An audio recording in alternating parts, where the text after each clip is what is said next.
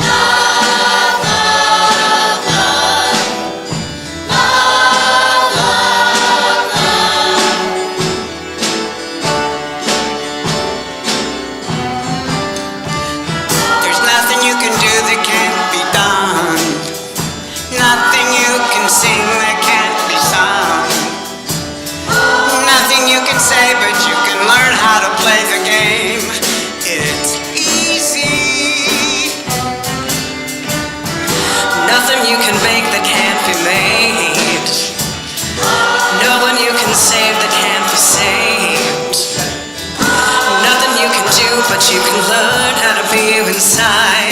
It's easy. All you need is love. All you need is love. All you need is love. All you need is love. Love. Love is all you need. Love. There's nothing you can see that isn't shown. Nothing you can be that isn't where you're meant to be. It's easy. All you need is love. All you need is love. All you need is love. Love. Love is all you need. All you need is love. All you need is love. All you need is love. Love. Love is all you need. Love is all you need. Love is all you need. Love is all you need. Love is all you need. Love is all you need. Love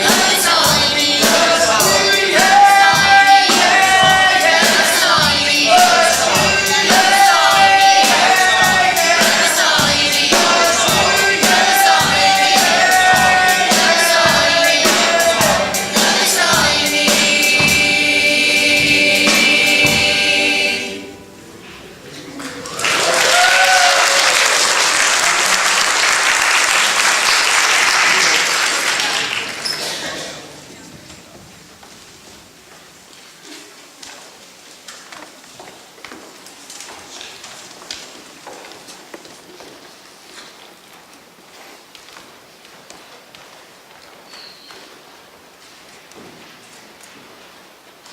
Thank you, new family singers. We're going to be hearing some more about them in a number or two, and we're going to be hearing from them at least 2 more times today.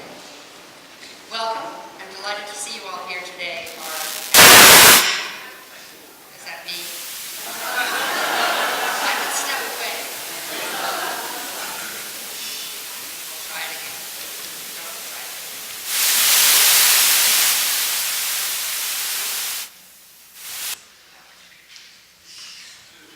People usually tell me I'm noisy, but that's a new one.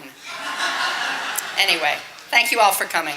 This is a service that's been organized by your Access for All committee, and we are delighted to welcome you to hear some more about stories about folks who have disability in the lives that they lead. We're going to start today with some opening words from Justin Dart, who was a remarkable disability rights advocate. These are words from his last radio interview. He was asked what he would like people to know about disability rights. He said, well, I'd like to say that we're so proud to have passed the Americans with Disabilities Act, and that attitudes of all Americans have changed about people with disabilities. But that's not always true. We need to remember that we're real human beings in the human race.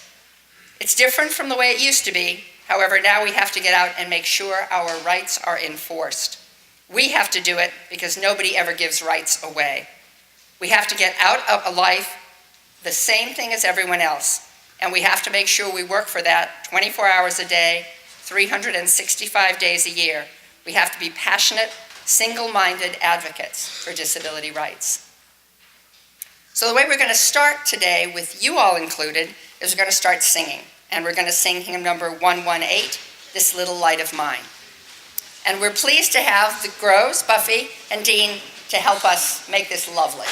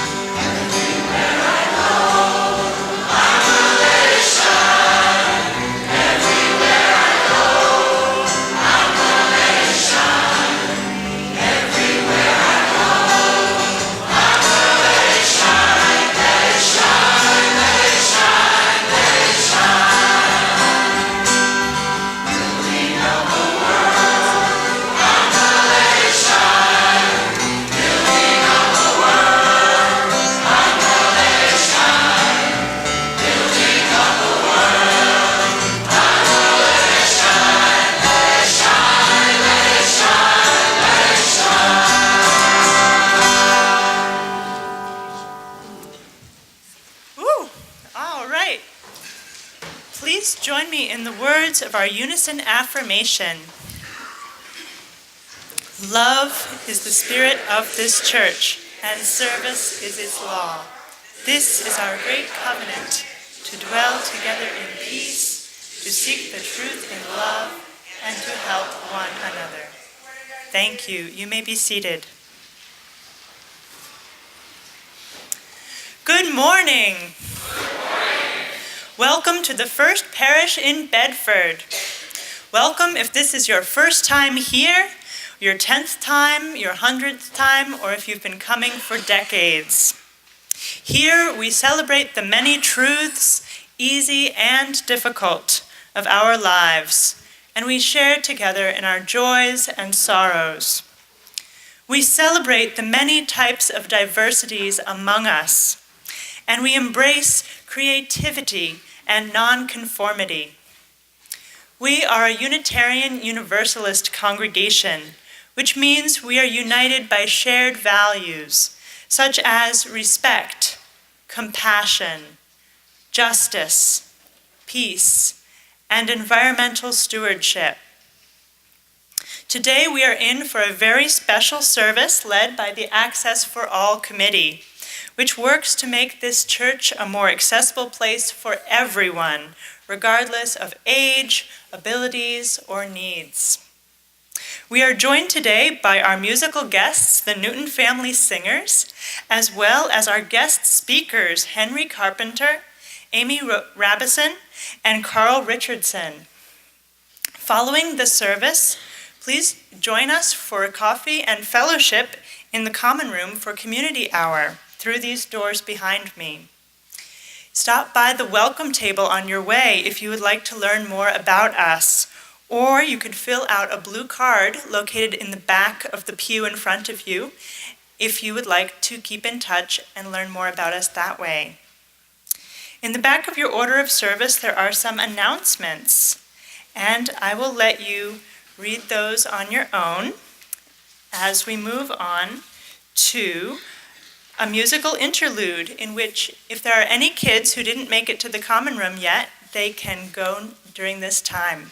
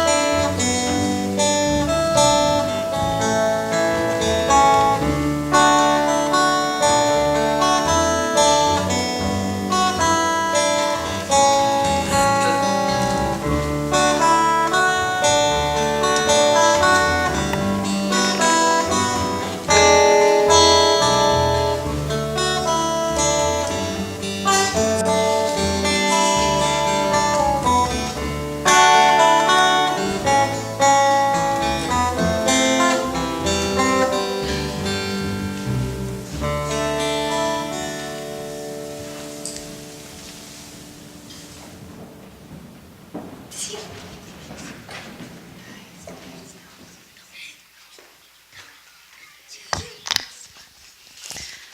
morning. I'm Randy Courier, a member of the lay pastoral team. And at this time in the service, I invite you to come up, light a candle, and share any joys or concerns that you may have. And I'll also stay here after the service if you'd like to light a candle more privately. And I'll light a final candle for the fullness in each of our hearts.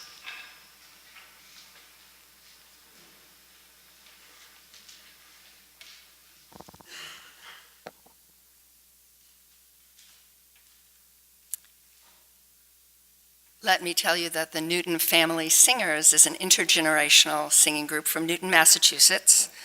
They are directed by Chris Eastburn, and we have them here thanks to the work of Cynthia Mork, who heard them, I believe, on YouTube and was so compellingly fascinated that she found a way to get them. So we're delighted that you could join us. Today we're going to do something a little bit different from what we've been doing for the last 2 years. We've been talking with you about access and about the barriers that exist for folks who have a variety of disabilities as they try to make their way in the world. You notice we've done some work in the church to try to make barriers a little bit lower for some of us who would like to take part. But today we're going to hear from 3 folks whose lives are working for them. 3 folks who have disability, who have hopes and dreams and goals and success. So we hope that you will welcome each of them. The first is Henry Carpenter. And each person will talk a little bit, and then we'll have some opportunity to change gears, and we'll invite the next person up. Henry, come on up.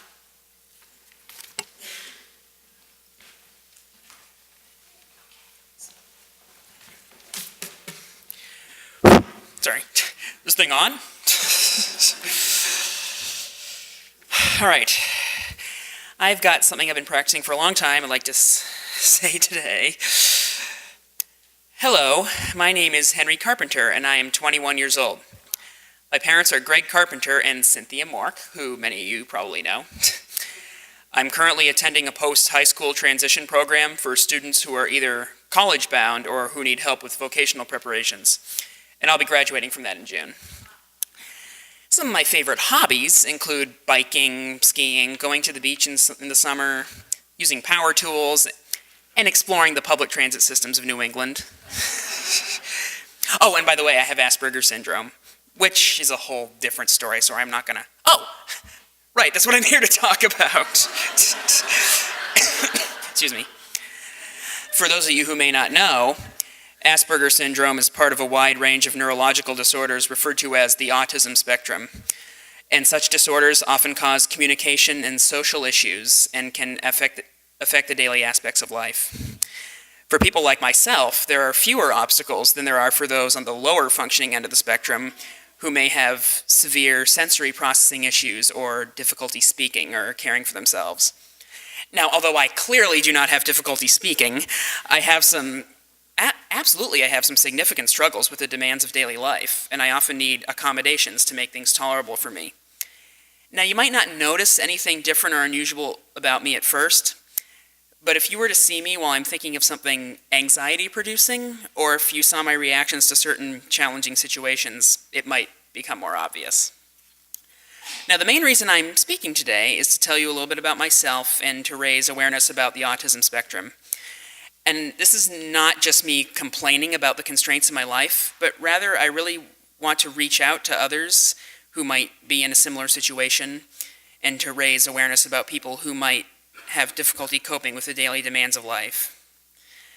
Those with autism can experience extreme anxiety in situations that others might view as not too much to ask or not a big deal.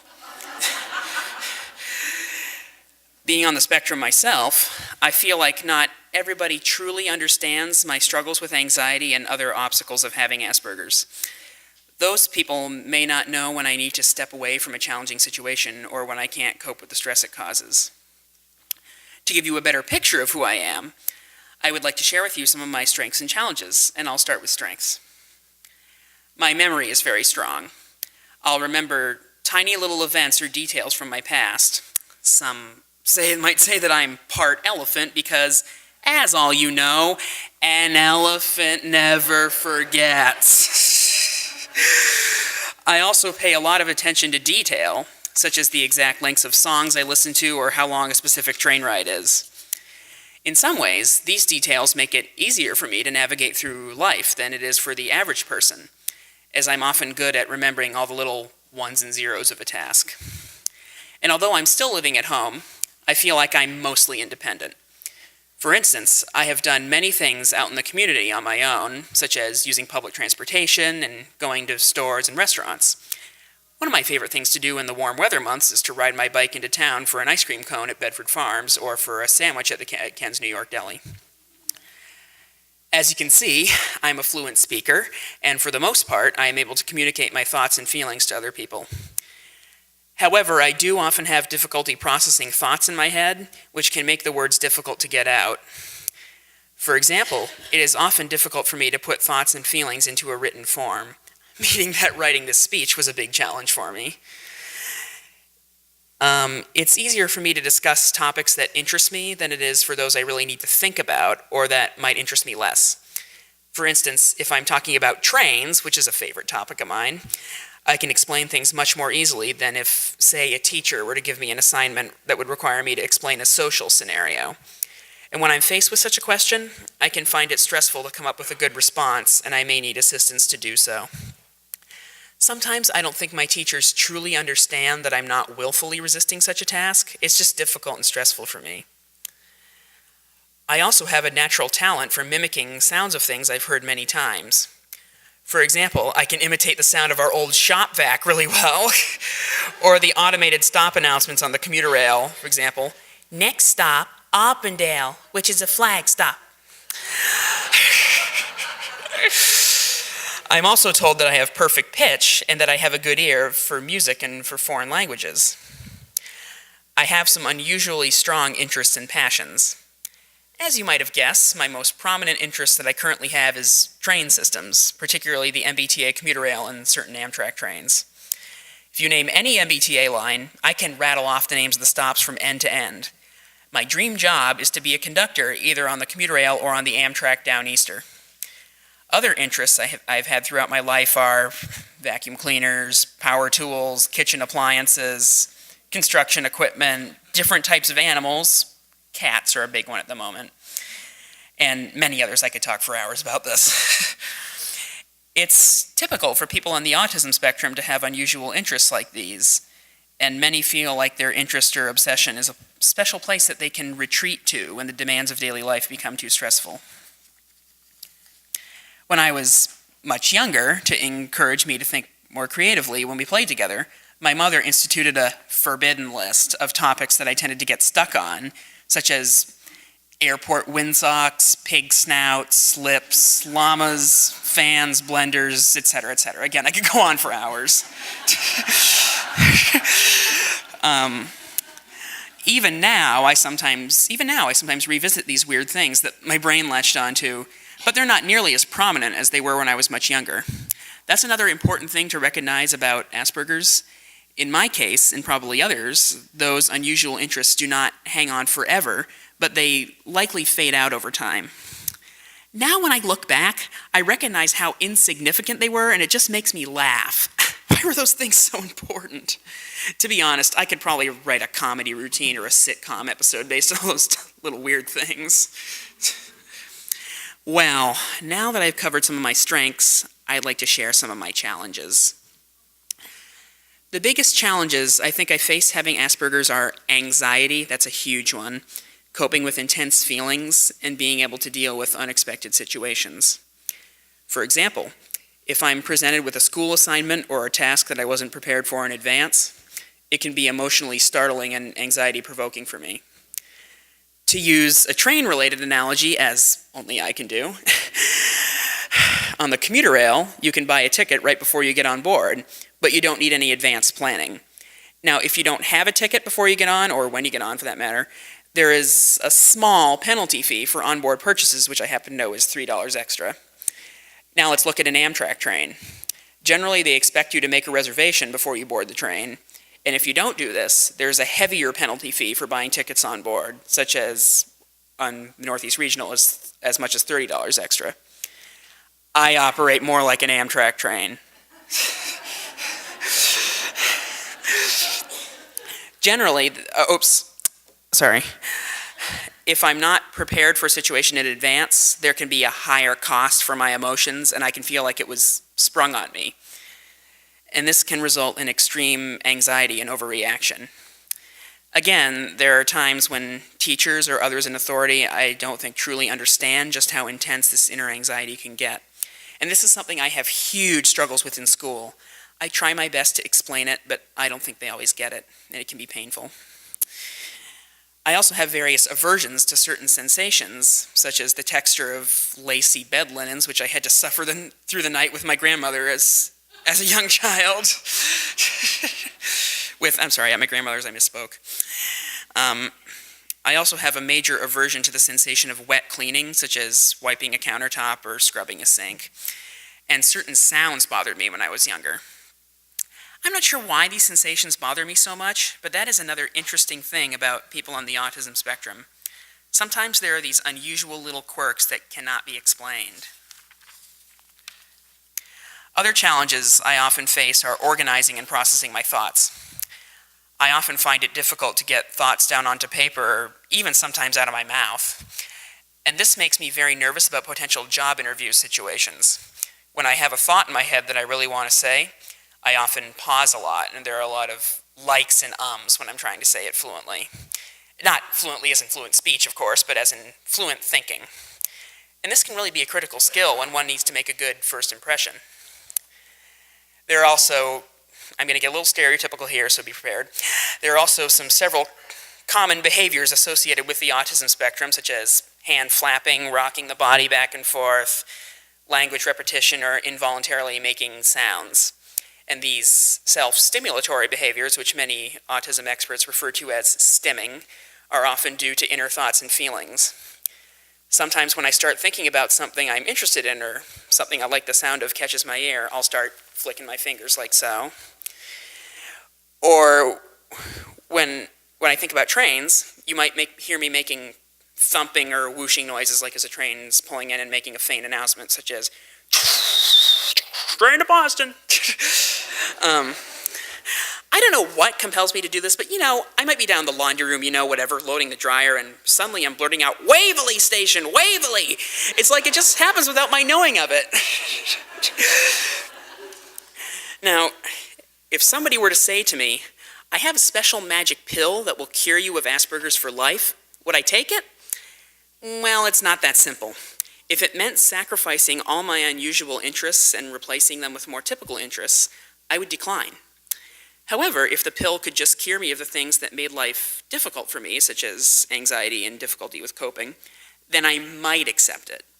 But even then, I would wonder what my future life as a typical person would be like, and if I might ever miss having some diversity from the general public. But for example, it would be cool to be able to cope with having a full-time job or with going to college to obtain a degree, and to be able to own a house and possibly raise a family.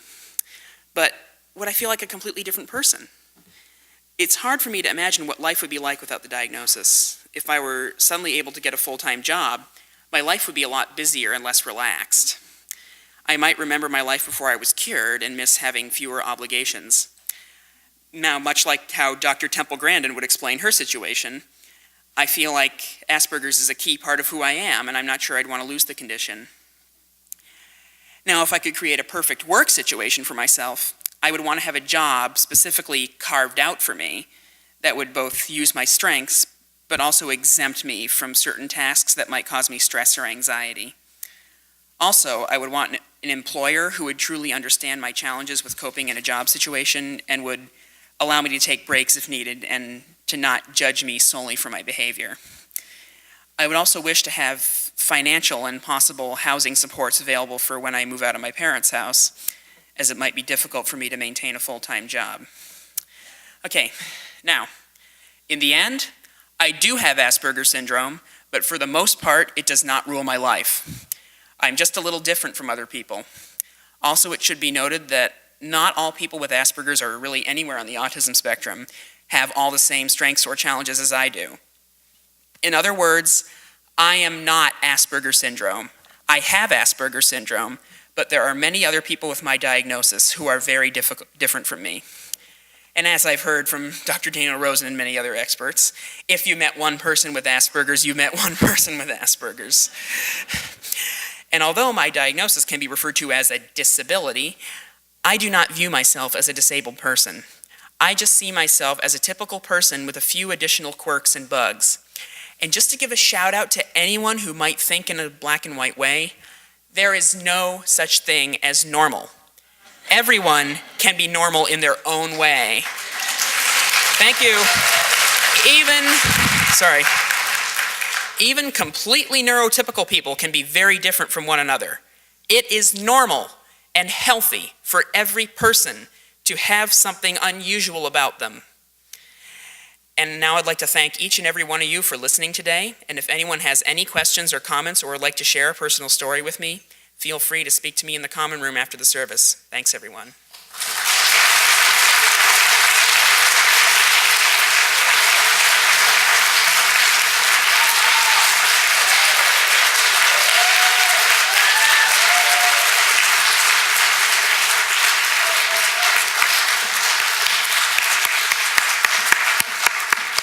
Wow, oh my goodness, thank you. And now we will have another song from the Newton Family Singers. And the offering will now be gratefully received.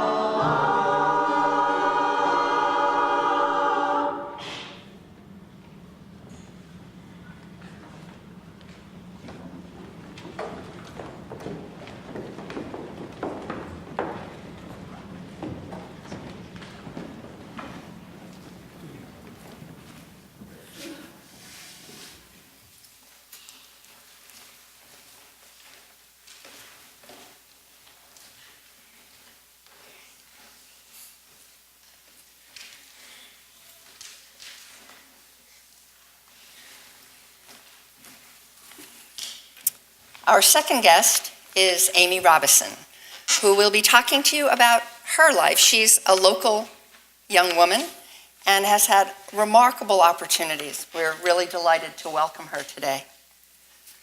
Thanks, Winnie. This is my first time here. As you all know, I've never been here before.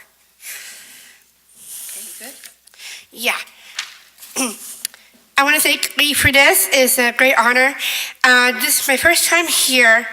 I'm actually here with my father, who happens to be director of the Federation in Boston, Massachusetts. My name is Amy Robison. I'm 32 years old. I live in Sudbury, Massachusetts. That's where I come from. I went to Lincoln Sudbury Regional High School, which I graduated from years ago, and Maris Bay Community College. I live with my mom, who is at home right now, my dad with me, and my brother Jason, who's at his church, and my grandpa, Glenn O'Brien from Tennessee, who lives with us. And I'm a service clerk at Sudbury Farms. I work in the bakery department. I have a job coach there for a part of the time, but my coworkers help me when she's not there. I can also work pretty well on my own. When I'm not at work, I like to watch TV, DVDs, and YouTube. YouTube is a site that you get on the internet. And my hobby is collecting and reading scripts for my favorite TV shows and movies, which I love to do. And I also like to spend time with my friends.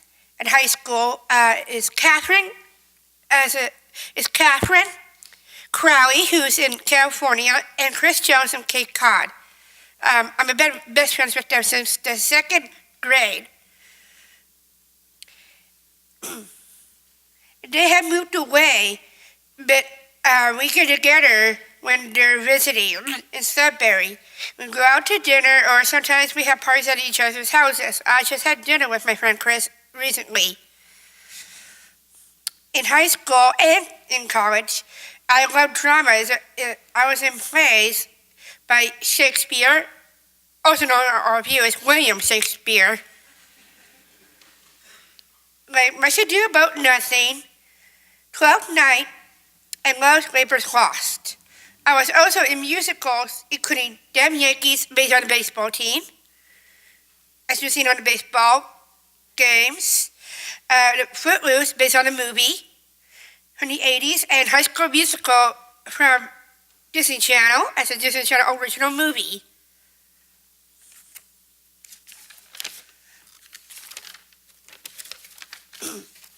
I also have been in community theater production of Annie, based on the comic strips and the Broadway play. And a play called The Earth and Us, when I was in my former church back home. Lately, I've been doing more public speaking. I have spoken at Brandeis in Waltham, Emerson, BC and BU in Boston, and the Shriver Center, and Wheelock, which I did a play there, and Harvard, and I talk about what it's like to be me and about my disability. My main disability is Down syndrome. My dad has been working on it since I was little. I also have hearing loss and bad vision. It's hard to understand things sometimes, and it's hard for me to hear. My glasses and hearing aids are a big help. Some people have asked me what I study in school. I went through all the regular classes in high school. I had a teacher go with me to help take notes and help me to get ready for tests. I went to special ed class. Special ed is special education.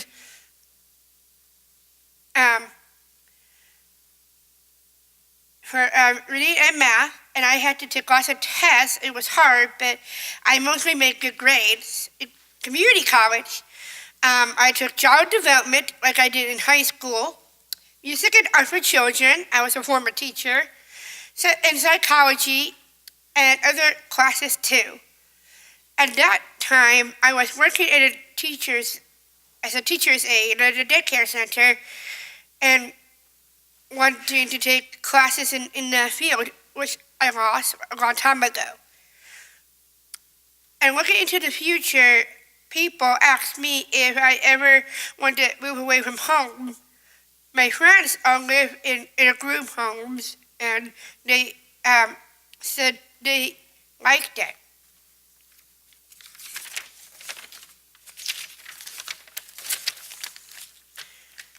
I don't think I would like it at the group home. There are too many rules, like you can't eat what you want, you can't eat when you want, you can't choose where you live with. On the weekends, you don't get to choose to do the things you want to do. You have to do what everyone else does. Does anyone have the same logic of that? Well, I think so too. I think I get more choices and I am more independent living at home. Also, I like my job and it's close to my family and my home. I can do everything I want. I have my DVDs, YouTube, as I just mentioned before. I get to choose what I watch, like to read movie and TV scripts at home. I get to read as much as I want. If I were to give advice to teachers or doctors, as many of you are about to be, and others, so they can help people with disabilities, I would say, please listen to them. Listen to what they want to do and teach them how to do it. And here is a quote from one of my favorite movies from the 80s, Follow That Bird. Has anyone ever seen that movie? Follow That Bird. The 7th Street, based on the TV series. And we can all learn together, even though we are not all the same, or what the same, or there's some things in life we can all learn together. Thank you very much. This is a great thing to do. I hope you enjoyed my speech, and I want to thank Lee for inviting me.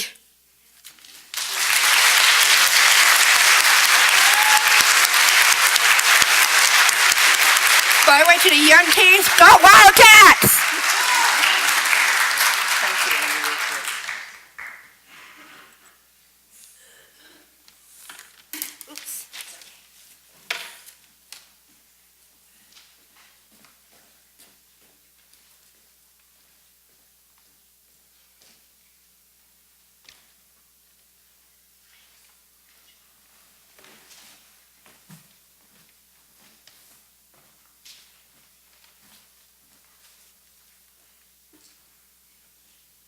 In a moment, we're going to hear from Carl Richardson, who is our third guest.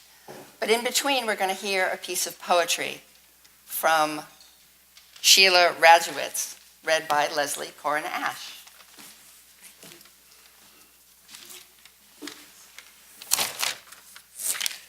The poem is called I Am Not. Mangled, frail, delicate infant, weak, poor, ignorant infant, I was not. You did not have the power to define my fate with death. Crippled, feeble-minded, pitiful child, unable, immobile, lame child, I was not. I defied your prediction then. I deny your position now. Undetermined, incapable, paralyzed woman, less than negative, powerless woman, I am not. Fear forced your prediction of my death. Fear created your insecurity. Fear does not rule me. Complete, strong, unbreakable infant, bold, healthy, aware infant, I was. I chose to prove you wrong. The power to live was mine. Whole, intelligent, witty child. Bold, healthy, aware infant, I was. I chose to prove you wrong. The power to live was mine. Whole, intelligent, witty child, I chose to prove you wrong.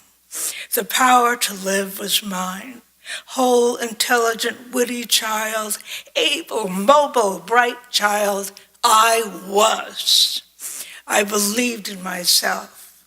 I knew success was coming. Determined, capable, secure woman. Brave, confident, powerful woman, I am. I fought against your fear. I fought against your insecurity. I chose life when you would not. Thank you.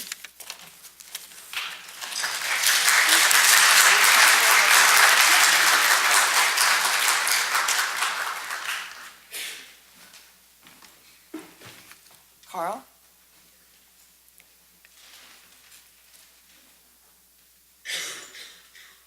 Carl is a colleague of mine at the Shriver Center, and he and Merrick and I spend Fridays together.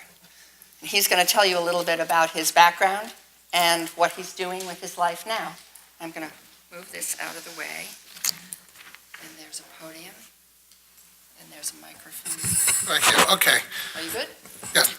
I think we can all go home because there's no way I can top Amy and Henry. And Lee Kine, when she says a colleague, I'm actually a student of hers. And so, of course, I couldn't say no because I want to get an A. So, I have Usher syndrome, which means I have a degenerative eye disease, which I'm slowly going blind, and I am hard of hearing. So I am a person with a dual sensory loss, or what I identify myself as a deaf-blind, a person who happens to be deaf-blind. So when many people in society see me, I think they see me as a person who can't drive, as a person who can't read traditional print, as a person that might not be as independent as they can imagine themselves to be. But when I look in the mirror and I see myself as one of the luckiest men alive. I have a house in the city with the mortgage is almost paid off, and I pay my bills. I have a job where I am making a difference in people's lives. I have two amazing dogs that all they do is dedicate their whole life to me and protect me and make sure I'm safe, and all I have to do in return is give them a hug at the end of every day. I have an amazing family with 21 nieces and nephews, which my wife and I spoil like they're our own kid because we don't have to deal with the consequences later on. And last and not least, I have an amazing wife who doesn't see me as a person with a disability. Now, I am not saying that my life doesn't have challenges and that it has been easy. But I also believe, like Henry said earlier, there is no normal. Everybody has something.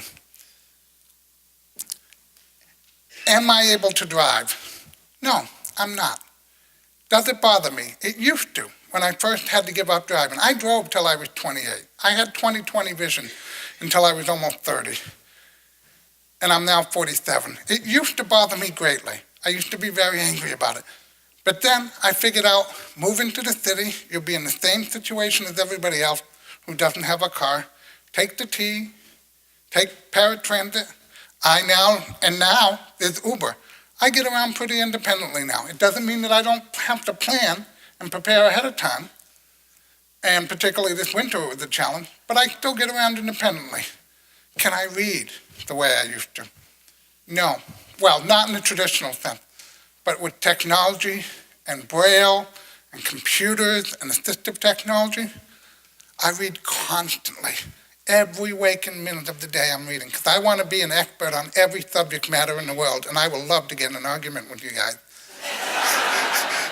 So I can still learn. I originally graduated from Emerson College with a degree in film. Am I making movies and TV? No, I'm not. But you know what? I'm on the Federal Communications Commission, the FCC, for those of you that regulate TV and radio. I'm on their Disability Advisory Committee, and I now get to influence policy on how film and television are made accessible to people with disability. That's cool. I also have a job that I don't think I would have had I not decided that I wanted to advocate for people with disabilities. And I wouldn't have done if I didn't, like Henry said, I don't know that I would separate who I am today as a deaf-blind person if you gave me the choice. I have this amazing job where I am the Americans with Disabilities Act coordinator at the Massachusetts State House, where I make the programs and services and activities to people with other disabilities. And I meet many inspirational people every day come into the building. About 5-6 years ago, when I first started, originally I took the job as a filler to try to find another job in film and television. I had just left WGBH Channel 2, and I originally took the job because I needed to pay the bills. And my wife was upset I was sitting home doing nothing all day. So I took the job, and then this was at the time, the economy was going downhill a little bit, and there was a significant budget cut put forth by the governor at the time. And it was going to greatly impact the deaf-blind community. And this one woman who was both profoundly deaf and blind, in that she had no usable vision and no usable hearing, was worried that the cut in services would dramatically impact her quality of life. And so she said to me, "What do I do, Carl? I'm worried about it." And I said, "Come on in. This is what my new job's about. I'm supposed to make it so that you can talk to the legislature." And she says, "They're not going to want to hear from me. I'm a nobody," because she's always felt marginalized by society, because society does have less expectations of people with disabilities. And if you learn anything today, I hope you learn that you don't need to. But she said to me, "What do I do? How do I?" And I said, "Come on in. I'll help you." And she wasn't sure. And she said, "What do I say?" And I said, "Just tell a story from your heart." And she says, So I provided 2 tactile sign language interpreters, because remember, she's completely deaf and blind, so these were specialized interpreters who had to sign into her hand to be able to communicate back and forth with the legislature. And I helped her book appointments with a bunch of legislators, and she got up and gave her speech. And at the time, members of the legislature weren't feeling great about being legislators, because they were being forced to cut programs they believed in. They weren't always getting along with the governor. They weren't always getting along with each other. So at the end of the speech, this young woman gets up. The legislator gets up, a senior member of the legislature, high-ranking on the speaker's team, who definitely has an impact on the budget, and he's going to give his normal spiel. "Thank you for coming in. We'll take it." And as he's doing this, he starts to choke, and he starts to cry. And he says, "Wait." And he turns and looks directly at the woman and says, "I want to thank you for making me remember why I'm in public service." And at that moment, I knew what I'm doing today I want to do for the rest of my life. And I knew all the pay and all the lack of pay, I should say, all the hours were worth it. So I have a cool job. I get around independently. I have a cool job. I have a great life. And as to what Henry was saying earlier, the inspiration I get to who I am today has a lot to do with my father, who's no longer with us. But when I was first diagnosed with with Usher's at the age of 17, I remember he came in and he said, "We've got some bad news to tell you. You're going blind. You've got 30 days to deal with it and then move on. And a lot of people would have thought that was harsh. But what he's trying to say is, I'll let you grieve for a little bit, but then you're going to move on. And I didn't get it because I was only 17, but I do now. And then there was another time when I was in between jobs. I was 28. I wasn't really comfortable with my identity as a newly legally blind person. I hadn't yet learned how to use a cane. I wasn't yet fully independent. And I wasn't sure what I was doing. And I was at my parents' house doing laundry because I didn't own my own washing machine at the time. And my dad came down cellar and did laundry with me. And he just started saying, you know, everybody has challenges in their life. Nobody gets away scot-free. The only difference that sets people apart from others is how we deal with them. But with you, it's even more so because people can see your challenges. So you've got to do a better job. And I thought, you know, and this I've learned recently. My father passed away, and my mother told me not too long ago, from a man who ran away from home when he was 17 years old because he came from an abusive household. Yet, he never once complained. I never knew about it during my lifetime, his lifetime, while he was with me. And so and I have another sister who also is deafblind like me, and my parent. And this is why we're both successful and working and giving back to society, never treated us any different and expected the same from us as they did from those who didn't have disabilities. So if you learn anything from Amy and Henry, and hopefully my speech today, when you meet a person with a disability, just treat them the way you would want to be treated. Don't feel pity for them. Don't feel sorry for them. But in the reverse, don't put them on a pedestal and say, oh, you're brave and courageous. Just think they're like anybody else. We all have the same hopes, dreams, desires, and aspirations that anybody else does. We just have to work a little differently to get there. Thank you.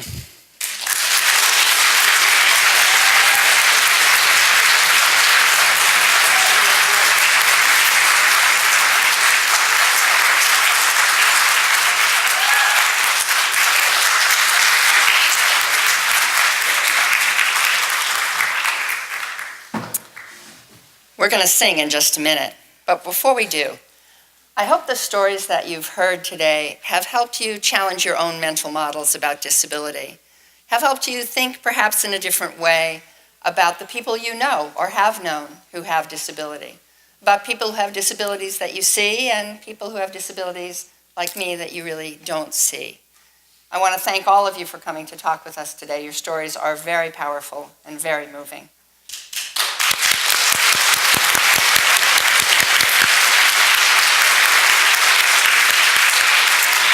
So we're all going to sing together hymn number 131, Love Will Guide Us.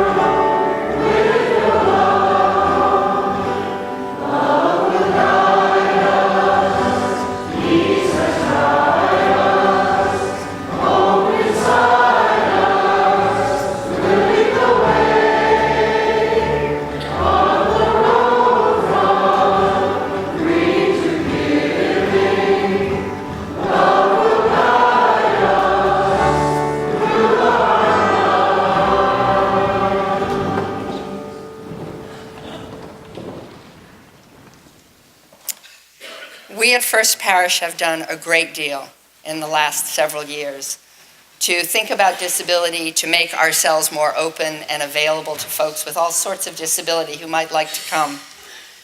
We'd like to keep doing that. So as all of you come to church every Sunday or go to your committee meetings or go to events that First Parish hosts, think about how we can make them better and let one of us on the committee know. Our job is to try to respond, and we'd love to try to do our job. Here's some closing words, and then we're going to have the great good fortune of hearing from the Newton Family Singers again. After that, we'll all go to the common room for community hour, and some of our guests will be able to stay and will be available to chat with you. We hope that you can spend a little time talking with us.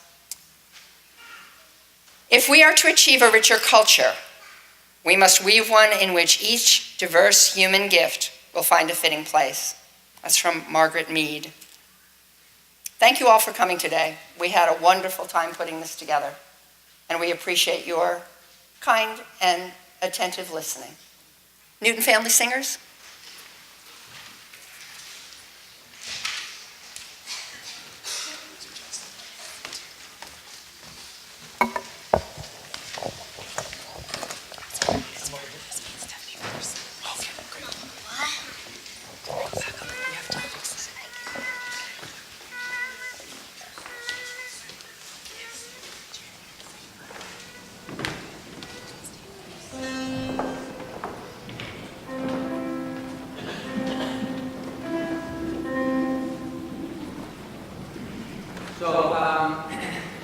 Writing a song and playing a song is kind of just the beginning.